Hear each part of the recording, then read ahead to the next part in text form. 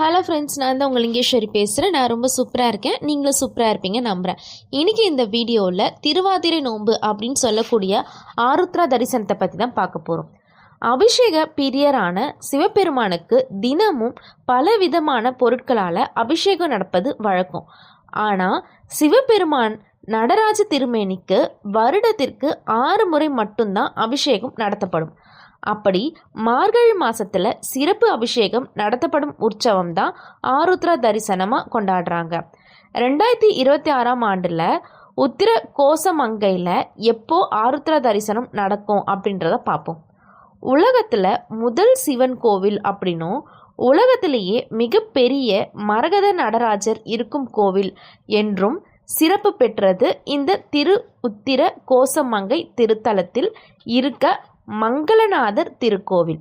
இந்த கோவில் ரொம்ப சிறப்பாக நடைபெறும் உற்சவங்களில் மார்கழி மாதத்தில் நடைபெறும் இந்த ஆருத்ரா தரிசனம் ரொம்ப முக்கியமான ஒன்று. வருடத்தின் அனைத்து நாட்களும் சந்தன காப்பு இடப்பட்டு காட்சி தரும் நடராஜ பெருமான ஆருத்ரா தரிசனம் அன்னைக்கு மட்டுமே மரகத திருமேனியா தரிசனம் செய்ய முடியும். மார்கழி மாதத்தில் வரும் சிவபெருமானுக்குரிய திருவாதிரை நட்சத்திரம் அன்னைக்கு நடராஜ பெருமானுக்கு நடத்தப்படும் சிறப்பு அபிஷேக ஆராதனைகளுக்கு ஆருத்ரா தரிசனம் அப்படின்னு ஒரு பெயர் இருக்குது. வருஷத்தில் 6 முறை மட்டுமே நடராஜருக்கு திருமஞ்சனம் நடத்தப்படும். அதில் மிக முக்கியமான திருநாள் தான் இந்த ஆருத்ரா தரிசனம். இது எல்லா சிவன் கோவில்களிலும் மிக விசேஷமாக நடத்தப்படும் என்றாலும் உத்திர கோசமங்கையில் நடக்கும் இந்த ஆருத்ரா தரிசனம் ரொம்பவுமே விசேஷமானது அப்படின்னு சொல்கிறாங்க. இந்த நாளில் மரகத நடராஜரை தரிசிக்க ஏராளமான பக்தர் இங்கு குவிந்திருப்பாங்க. 2026ஆம் ஆண்டில் ஆருத்ரா தரிசனம் ஜனவரி 3ஆம் தேதி, அதாவது சனிக்கிழமை வருது. இதுக்கு ஜனவரி 2ஆம் தேதி காலையில் 8 மணிலிருந்து 9 மணிக்குள்ள மரகத நடராஜர் சந்தனம் கலைக்கப்படும். மரகத திருமேனியா காட்சி அளிப்பார். அதுக்கப்புறம் அன்னைக்கு நள்ளிரவில் 12 மணி முதல் ஜனவரி 3ஆம் தேதி அதிகாலை 2 மணி வரை நடராஜருக்கு சிறப்பு அபிஷேகங்கள் நடத்தப்படும்.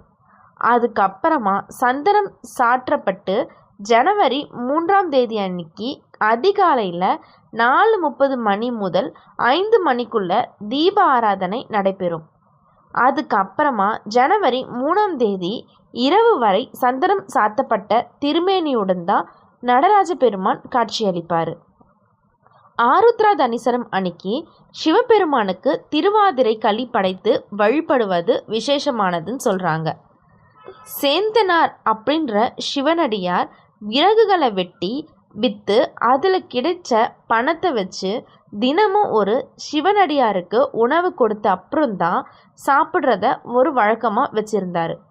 ஒரு நாள் ரொம்ப பெய்த கனமழையால் விறகுகள் எல்லாம் நனைஞ்சு விட்டதுனால அவர்கிட்ட இருக்க அரிசி வெல்லத்தை வச்சு களி சமைச்சு சிவனடியார் வருகைக்காக காத்திருந்தார். வெகு நேரமாகியும் யாரும் வராததால் வருத்தத்தில் இருந்த அவரது மனவேதனையை போக்க அவருக்கு அருள் செய்யவும் நினைத்த சிவபெருமான் அவரே வந்து சிவனடியராக வந்து சேந்தனாரின் இல்லத்தில் களி சாப்பிட்டு மறுவேளைக்கு எடுத்து சென்றார். அடுத்த நாள் அந்த ஊர் கோவிலில் இருந்த நடராஜருடைய முன்னாடி களி சிதறுதல் இருப்பதை பார்த்து அர்ச்சகர்கள் அதிர்ச்சி அடைந்தபோது தானே சேந்தனாரின் வீட்டில் களி உண்டதாக அசரீரி ஒலித்தது. பக்தனுக்கு அருள் செய்ய ஈசன் வந்த இந்த நாளை சிறப்பிக்கும் விதமாக ஆண்டுதோறும் இந்த நாளில் ஆருத்ரா தரிசன விழா நடத்தப்பட்டு சிவனுக்கு களி படைத்து வழிபடுகின்றாங்க. சரி, இப்போ திருவாதிரை விரதம் எப்படி இருக்கணும், தாலி சரடை எப்போ மாற்றணும் அப்படின்றதையும் பார்ப்போம். கணவருடைய ஆயுள் பலம் பெற வேண்டும் அப்படின்றதுக்காக பெண்கள் காரையடையான் நோன்பு, வரலட்சுமி நோன்பு அப்படின்னு பல நோன்புகள் இருப்பதுண்டு. அந்த வரிசையில் மார்கழி மாதத்தில் திருமணமான பெண்கள் தங்களின் மாங்கல்ய பலத்திற்காக தீர்க்க சுமங்கலி வரம் பெறுவதற்காகவும் கடைபிடிக்கப்படும் விரதம்தான் இந்த திருவாதிரை விரதம். மார்கழி திருவாதிரையில் மாங்கல்ய பலத்திற்காக பெண்கள் இந்த விரதத்தை இருப்பது தமிழகத்தின் பல பகுதிகளில் மிக விசேஷமான முக்கிய பூஜையாக இருக்குது. கன்னி பெண்கள் பலரும் நல்ல கணவர் அமையணும், மங்களகரமான வாழ்க்கை அமைய திருவாதிரை விரதம் இருப்பாங்க. மார்கழி மாதம் திருவாதிரை நாளில் கடைபிடிக்கப்படுவது திருவாதிரை விரதம்.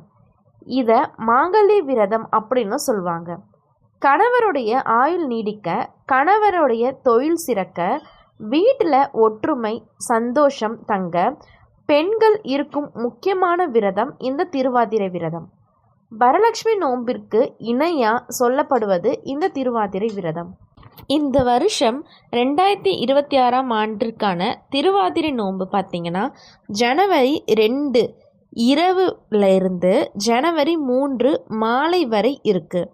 இந்த நாட்களில் தாலி சரடு மாற்றலாம். ஆனால் தாலி சரடு மாற்ற திங்கட்கிழமை, செவ்வாய்க்கிழமை, வியாழக்கிழமை இது எல்லாம் உகந்த நாட்கள். சனிக்கிழமையை மட்டும் நம்ம தவிர்க்க வேண்டும் அப்படின்னு சொல்கிறாங்க. இந்த வீடியோ உங்களுக்கு பிடிச்சிருக்கோன்னு நினைக்கிறேன். பிடிச்சிருந்தா சேனலை சப்ஸ்கிரைப் பண்ணிக்கோங்க. நெக்ஸ்ட் வீடியோவில் பார்க்கலாம். Bye bye.